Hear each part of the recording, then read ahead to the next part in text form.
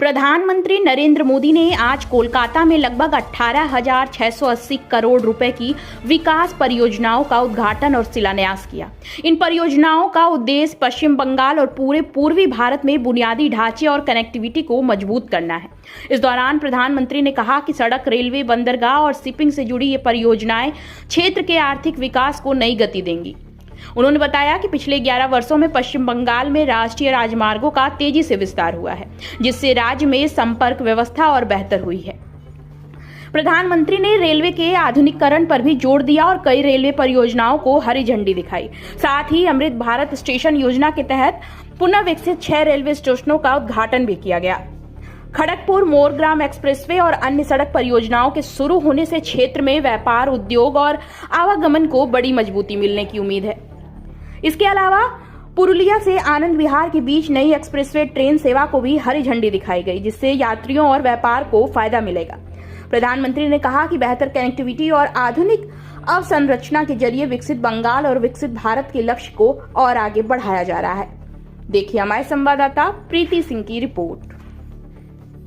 बंगाल के विकास में चाय बागानों और उनमें काम करने वाले श्रमिकों की बड़ी भूमिका है, लेकिन चाय बागानों के श्रमिकों को पीएम चाय श्रमिक प्रोत्साहन योजना का लाभ नहीं मिल रहा है। मुझे बताइए, चाय बागान के मेरे श्रमिकों को ये लाभ मिलना चाहिए कि नहीं मिलना चाहिए? उनको मदद मिलनी चाहिए कि नहीं मिलनी चाहिए? केंद्र सरकार की इस योजना में बंगाल सरकार रोड़े अटका रही है। नमस्कार, आप सबका लाइव भारत न्यूज में स्वागत है। आप सभी जानते हैं कि कुछ ही दिनों में पश्चिम बंगाल में चुनाव होने वाले हैं और आज पश्चिम बंगाल के कोलकाता के ब्रिगेड पैरेड ग्राउंड से देश के प्रधानमंत्री नरेंद्र मोदी ने हुंकार लगाते हुए कहा है कि इस बार टीएमसी की सरकार वापस सत्ते में नहीं आएगी और बीजेपी की सरकार इस बार बनेगी। वहीं दूसरी तरफ लगातार टीएमसी पर निशाना साधते हुए कहा है कि टीएमसी की सरकार गुंडों की सरकार है। दूसरी तरफ 18,000 करोड़ की जो योजनाएं उन्होंने उद्घाटन आज किया है, उस पर उन्होंने चर्चा की है, लेकिन साथ ही साथ उन्होंने टीएमसी घुसपैठियों की मुद्दे को काफी अहम बताया है। साथ ही नरेंद्र मोदी यानी कि देश के प्रधानमंत्री ने यह भी दावा किया है कि ममता बनर्जी यानी टीएमसी की सरकार जो है वो वोटर्स को डरा रही है। एसआईआर को लेकर उन्होंने ये भी बात की कि कहीं ना कहीं जो टीएमसी है वो घुसपैठियों को बचाने की कोशिश कर रही है। इस बार पूरे चुनाव में ये देखने को मिला है, एक एसआईआर, एक ईडी, इसी बीच में एलपीजी गैस का दाम बढ़ना, जिसको लेकर मोदी सरकार ने बात नहीं की है। उसके बाद जो सबसे दिलचस्प देखने को मिला वो ये था कि किसी भी इतने भारी मात्रा में लोग किसी में भी एलपीजी के गैस के बढ़ावे दाम को लेके किसी भी तरह की पैनिक नहीं चेहरे पे दिखाई दी। और वो सब के सब इस बात को एक्सेप्ट कर चुके हैं कि ये कुछ ही दिनों की बात है, लेकिन जिस भारी मात्रा में इस बार भीड़ दिखी है इस ग्राउंड पे, वो कहीं ना कहीं ये दर्शाती है कि भाजपा का ये रैली काफ़ी स्ट्रॉन्ग होने वाला है। लेकिन दूसरी तरफ आपको बता दें कि उनके साथ कई दिग्गज नेता शुभेंदु अधिकारी और शमी भट्टाचार्य ने 26,000 नौकरी जो रिजेक्ट हो गई थी उस पर भी अहम बात की है। उसके साथ साथ ये भी कहा है कि पश्चिम बंगाल में इंडस्ट्री नहीं है, नौकरी नहीं है, पश्चिम बंगाल के लोग को बाहर जाके नौकरी करनी पड़ती है। आने वाले दिनों में अगर भाजपा सरकार जीतती है तो क्या कारण होगा जो जनता बीजेपी को चूज करेगी? क्या कारण? ये जो ममता दीदी का जो सरकार चल रहा है ना, ये तो दुर्नीतिबाज है, ये अराजकता चल रहा है। इसका तृणमूल स्तर में सब दुर्नीतिबाज है। इसीलिए मानुष इस बार चाहते कि परिवर्तन लाना चाहिए, क्योंकि अगर परिवर्तन ना हो तो ये पश्चिम बंगाल बिगड़ जाएगा, ये पश्चिम बांग्लादेश हो जाएगा। इसीलिए ये लोग सब लोग एक ही दावी है, इस बार पलटाना चाहिए, इस बार हटाना चाहिए। दूसरे कोई सरकार आना वाला है, कमल फूटेगा इधर, इसीलिए सब लोग इधर इकट्ठा हो गए। चलिए, दूसरी तरफ एलपीजी का प्राइस बढ़ा, आपको लगता है ये बातें आम जनता तक बहुत ठेस पहुंचा सकती है? एसआईआर का मतलब नहीं है।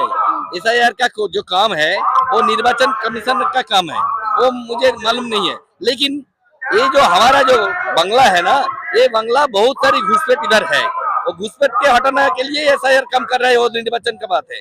लेकिन इस बार चुनाव में ये पश्चिम बंगाल सरकार हट जाएगा। और ये जो प्राइस हाइक हुआ है, इससे आपको लगता है आम जनता को काफी चोट पहुंचा है? हाई प्राइस तो कौन सा समय नहीं थे, सभी टाइम में हाई प्राइस होता है। अगर जितने दिन हो सके पिछले आप चिंता करिए, सब समय हाई प्राइस होता है, प्राइस भी नहीं कम होता है। किसी को सरकार में प्राइस हाई प्राइस नहीं कम करता है, ठीक है, प्राइस हो जाए। लेकिन ये जो मौलिक अधिकार है, वो मौलिक अधिकार इस सरकार ने खर्ब किया, इसीलिए ये सरकार हटाना ही पड़ेगा। आप लोग इस बार जनता के लिए क्या क्या मुद्दा उठा रहे हैं? इस बार जनता के लिए जो स्वास्थ्य व्यवस्था है वो अच्छी तरह से होना है, वो जो परिवहन व्यवस्था है वो परिसेवा अच्छी होना है। ये जो बेकार युवक है, वो बेकार युवक, नौजवान बेकार युवक है, उसको नौकरी मिलना चाहिए।